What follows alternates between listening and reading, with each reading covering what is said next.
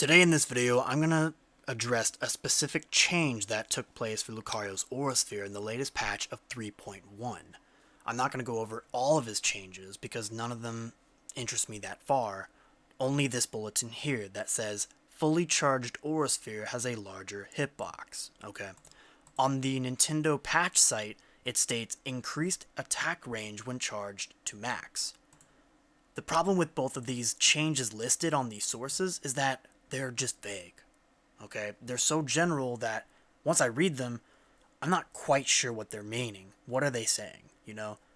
When I read something up here, that's pretty straightforward. I know what they're saying, right? But when I read this, it could mean a couple of things. And those could mean either one of two things, being if I fully charge an Aura Sphere from behind me and store it, and once it's fully powered, I fire the projectile, and it has a larger size, like they say, right? But nowhere do I see anywhere here, or any other sources like on Smashboards, ever say anything of a projectile being fired. So it's probably not that. Not without testing it, at least. But the problem is, I didn't update my patch properly. I did it months ago, and then stopped playing the game. And I said this before in my Force Palm video that I lost a lot of love. And that's ruining me now when I make this video. However, back to this video now, I'm thinking that it's the other idea where when you fully charge an Aura Sphere and leave it out to be ticking constantly, you know that feeling when Lucario has that gleam shine in his eye on the character portrait near his damage meter? That signifies that it signifies that his Aura Sphere is full and it's like fully charged. But in that state, you have to leave it out so that it's ticking. That is what I think they might be talking about. But here's the issue with that. If you're going to address a change like that, why just that, okay? No, I'm serious. Think about this. If I was a person that was balancing this game, why would I make a change that was specifically directing something that needs to require 90 plus frames or more to be doing it, right? Like, I'm serious. You need to hold 90 frames or more to fully charge your Aura Sphere and then just leave it out there, right? We're not even talking about...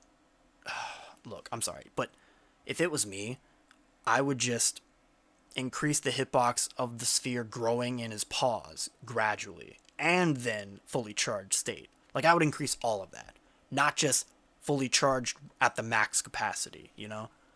But maybe that's what it may be doing secretly. But like I said, these changes are so general, and they're vague to the point that maybe that's what they're actually doing, but we need to know what we're doing if we have to test that in beforehand. And again, I didn't think I had the evidence, but it turns out that I did. Because if you see here, on the 18th of April, I made this tweet about how I was disappointed with the Aura Sphere. And that was because this patch dropped of 3.00 on the 17th. This patch, if I recall, was the patch that reduced shield damage for projectiles, but also in token improved the shield hit lag.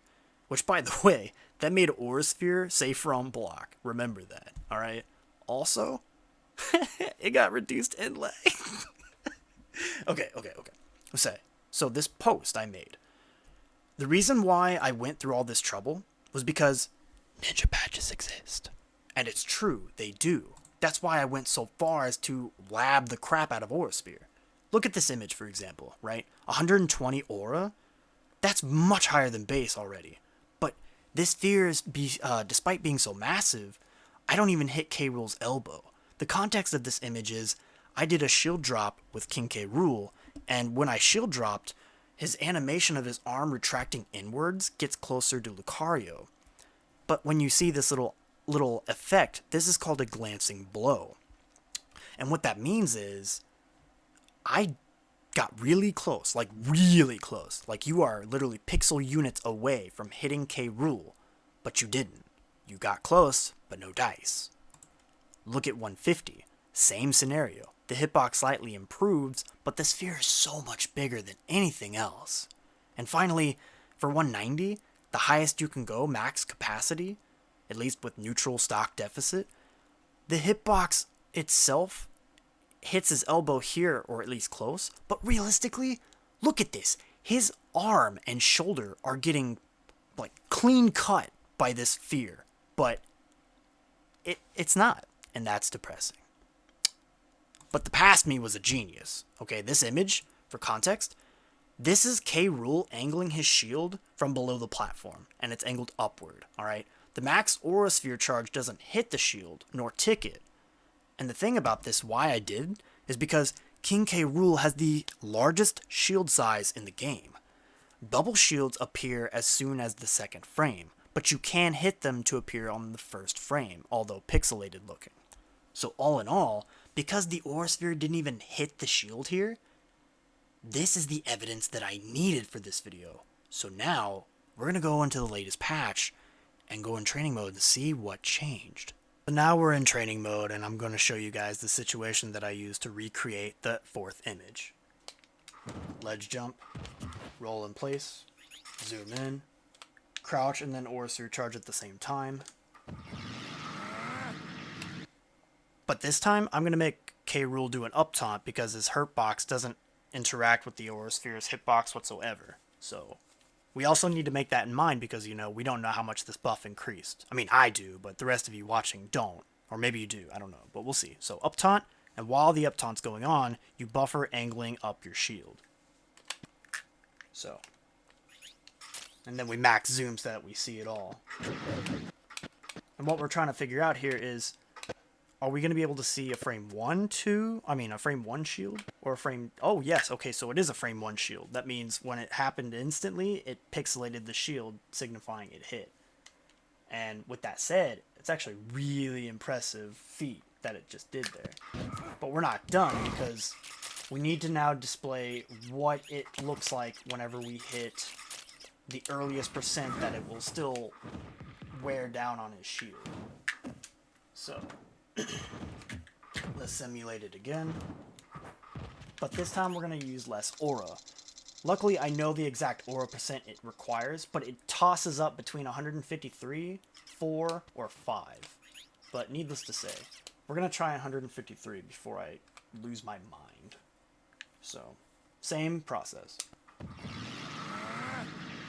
And then here you up taunt and then angle your upward shield buffer.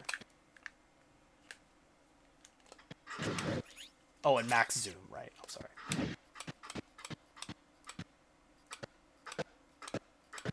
Okay, so right there, it was a frame 1 shield. That's really good for this video. Awesome. Okay, so confirmed.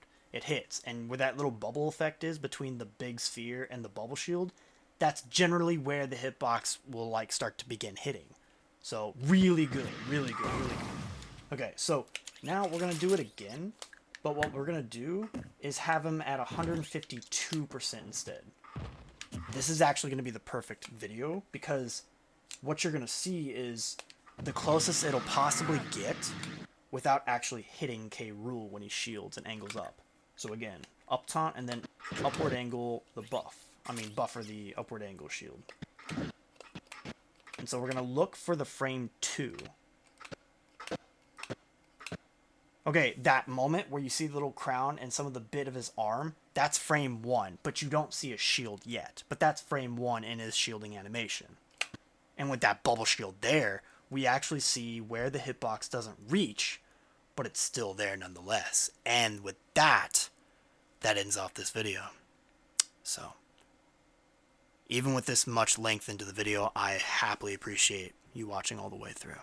So with that said, hopefully I get more videos going up, but if nothing else, keep it on.